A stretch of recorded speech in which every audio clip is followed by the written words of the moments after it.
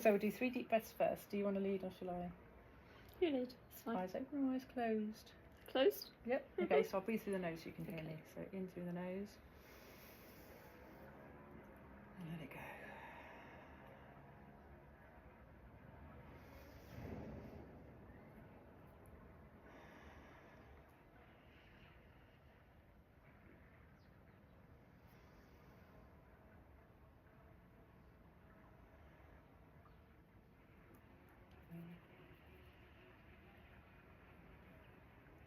Smell your rosemary. Beautiful. So who are you, where are you from, and what do you do?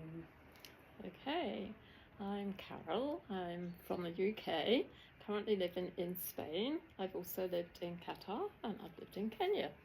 And what do I do? So, very interesting question. Well, I coach people and mentor people and encourage people and hold space for people.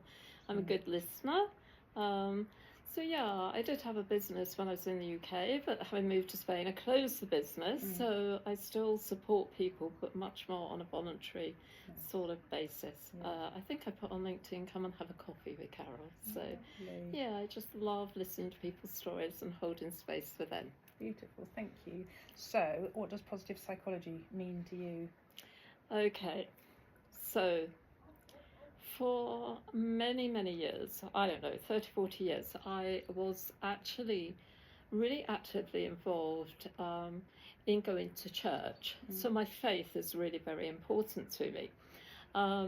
But probably, I don't know, maybe 10 years ago, church was like going to church just became a no-go because the control, the manipulation, the religion, all of that, the oppression, the patriarchy.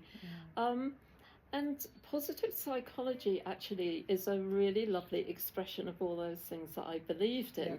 So loving one another, being gratitude, being grateful, forgiveness, heart connection. And that's actually what spirituality is all about. It is connection to the universe, connection to these trees, connection to other people, and it is about living an abundant life. And so for me, positive psychology is a reframing of all of those things that have been really fundamental in my life, that I've believed in, and now I have a language, a vocabulary, a way of talking about that is accessible to everybody. So I can talk to anybody about positive psychology. So yeah, it's really something that was important that fell apart. Positive psychology has filled that gap. Love it, thank you so much. And which positive psychology intervention has had the greatest impact on your life? Okay, so again, I'm going to refer to spirituality. So I had many spiritual disciplines in my life, but actually a time of meditation and prayer was really important. And when my whole religious framework fell apart, that fell apart. But actually the heart connection to the universe, to God, to whatever, remains important. So how would you describe that in terms of positive psychology intervention? You might talk about it in terms of mindfulness. I also think about it in terms of journaling, or even though I'm not maybe physically writing down in a book, I am processing things in that way, from a sort of journal perspective. So that has a positive impact. But also, you know, the whole thing about coaching, which is holding space, listening, being really curious about other people, looking at things from different perspectives, unconditional positive regard, asking powerful questions, wanting somebody to thrive. I mean, I think, that's part of who I am in my life as well. So that's also really very important. Beautiful, thank you. And for the community, which positive psychology intervention do you think will make the biggest difference in your community? Okay, so I'd love to see all of this taught to young children. So I read something last week which essentially said that wisdom is a combination of empathetic skills, heart type skills, and analytical skills. You need the two. And in school we teach, we teach children a lot of fact-based things and analysis type skills. But I think if we could teach children perspective, curiosity, listening to another person's perspective, really truly listening, asking questions, seeing things from a different perspective.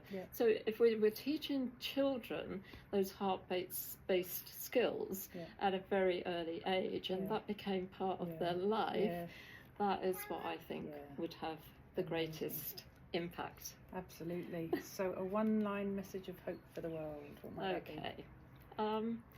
Mostly people are lovely. So I have this expression, I call it leaking love. And you know, there is a spiritual principle about we're a sweet fragrance. We're a sweet fragrance, and that's how we're supposed to show up in the world.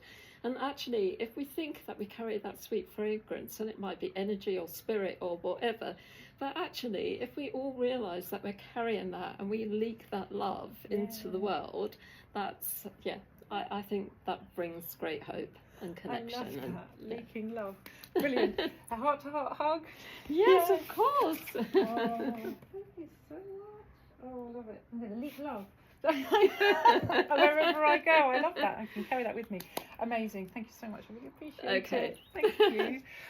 Oh.